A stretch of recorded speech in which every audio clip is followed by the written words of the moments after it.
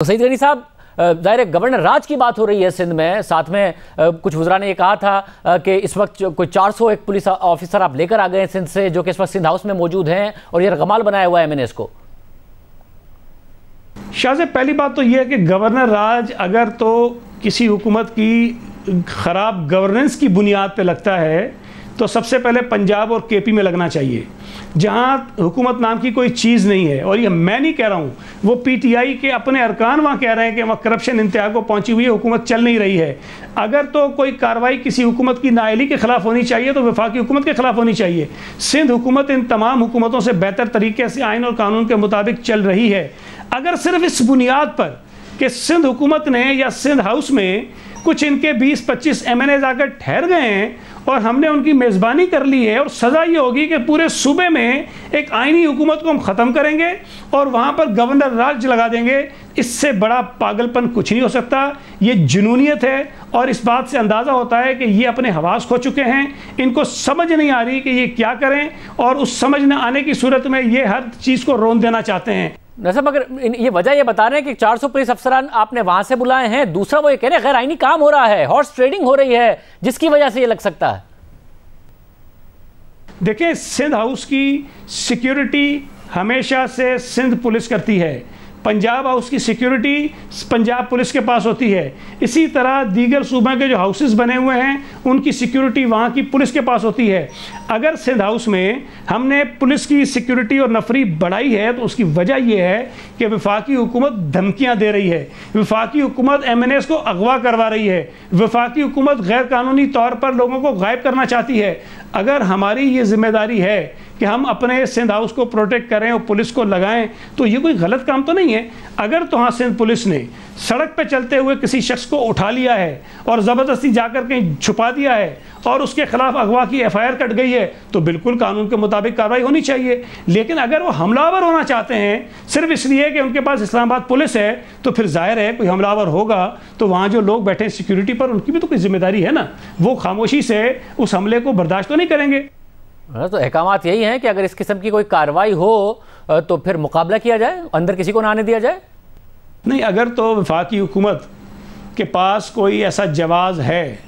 कि वो ये कहें कि जनाब आपने ज़बरदस्ती किसी को अगवा करके रखा हुआ है और वो शख्स ये कह रहा है कि हाँ मैं अगवा करके मुझे यहाँ रखा हुआ है, तो भाई ठीक है, वो ले जाएं उसको, हमें तो कोई इशू नहीं है। लेकिन अगर वो सारे लोग मीडिया पर अगर कह रहे हैं कि भाई हम वफाकी हुकूमत के डर और खौफ की वजह से वहाँ रह रहे हैं और पुलिस हमारी यहाँ पे सिक्योरिटी के लिए लगी हुई है, तो भाई इसके अंदर उसका काम क्या पुलिस का? अगर शाहजेब मुझे पुलिस की सिक्योरिटी मिली हुई है कहीं पर इसलिए कि वो मेरा तहफ़्फ़ुज़ करे और कल को कोई मुझ पर हमलावर हो जाए तो क्या पुलिस वो कोई उनको हलवा खिलाएगी? उनका क्या काम है? उनका काम है कि मुझे बचाएं, उनकी जिम्मेदारी है कि मुझे प्रोटेक्ट करें। तो मैं ये समझता हूँ कि इस वक्त वफाकी हुकूमत अपने होश आवास में नहीं है, वो पागलपन की इंतहा पर हैं। आइन और कानून के मुताबिक तो किसी आम शख्स की भी कॉल स्टेप नहीं हो सकती, उसकी नकलो जो हमल है उसको जो ट्रेस नहीं किया जा सकता। यहाँ वज़ीर आज़म अहकाम जारी कर रहा है कि आप मेरे एमएनएस के फ़ोन टैप करें, आप उनकी लोकेशन देखें, आप उनके साथ जाकर, मतलब मुझे तो समझ नहीं आ रही कि ये किस किस्म की हुकूमत है जो आइन और कानून के तहत जो इख्तियारात हैं मेरे और आपके,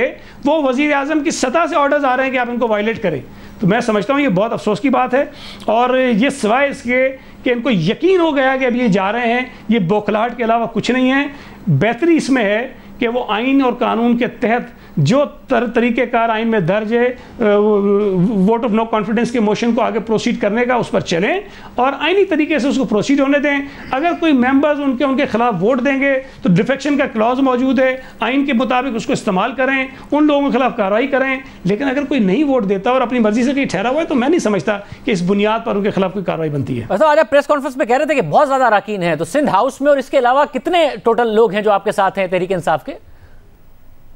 सिंध हाउस में ठहरे हुए लोगों की तादाद राजा रियाज साहब ने आज जो मैंने सुना उन्होंने 24 बताई है। अगर 24 वो हैं तो पीटीआई के लिए ये एक बहुत बड़ा भयानक ख्वाब है, इसलिए कि मुझे पता है कि बहुत सारे लोग अपने तौर पर मुख्तलिफ जगहों पर ठहरे हुए हैं, बहुत सारे लोग अपने घरों पर ठहरे हुए हैं, बहुत सारे लोग जो आज आपको पीटीआई के कैंप में नज़र आते हैं, उनके साथ नज़र आते हैं, वो उनके साथ नहीं हैं। और आज आपने अगर आमिर लियाकत को सुना हो, जब वो गवर्नर साहब उनके पास गए, उन्होंने बड़ी तारीफ़ें की, ज़मीन और आसमान के कलाबे मिला दिए कि इस जैसा कोई आदमी नहीं है, लेकिन उसने कहा कि मैं न्यूट्रल हूं और जब वोट डालने का वक्त आएगा तब मैं फैसला करूंगा कि मैंने किस तरफ जाना है। तो वो आदमी जो अपने घर पे बैठा है, वो आदमी जिसके पास ये पहुंच गए, जिससे ये मिलकर आ गए, भाई वो इनके कहने पर नहीं आ रहा, तो बाकियों के ऊपर ये क्यों जबरदस्ती करना चाहते हैं? वैसे फिर इत्तेहादियों को क्यों मना रहे हैं? अगर इतने सारे लोग हैं तो इनसे आपका काम हो जाएगा, इत्तेहादियों को क्यों मना रहे हैं आप?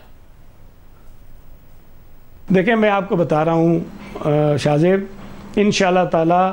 PMLQ भी आएगी, MQM भी आएगी, बलूचिस्तान अवामी पार्टी भी आएगी और GDA भी आएगी। इमरान खान को सिर्फ ये इत्तेहादी नहीं छोड़ेंगे। मैं तो सच्ची बात है, ज़ाती तौर पे मेरा अंदाज़ा ये था कि शायद 30 से 35 PTI के मेंबर्स होंगे जो उनको छोड़ेंगे, लेकिन इस वक्त जो सूरत हाल में देख रहा हूँ, मुझे लग रहा है कि शायद PTI के आधे से ज़्यादा मेंबर्स इनको छोड़ जाएंगे, इसलिए कि जो तादाद आज उनके सामने आई, और मुझे पता है कई लोगों से मैंने भी राब्ते किए हैं, वो सोच विचार में है कि मैं क्या करना चाहिए। आज की सूरत हाल देख कर मुझे यकीन है कि वो फैसला करेंगे और वो फैसला PTI के ख़िलाफ़ होगा।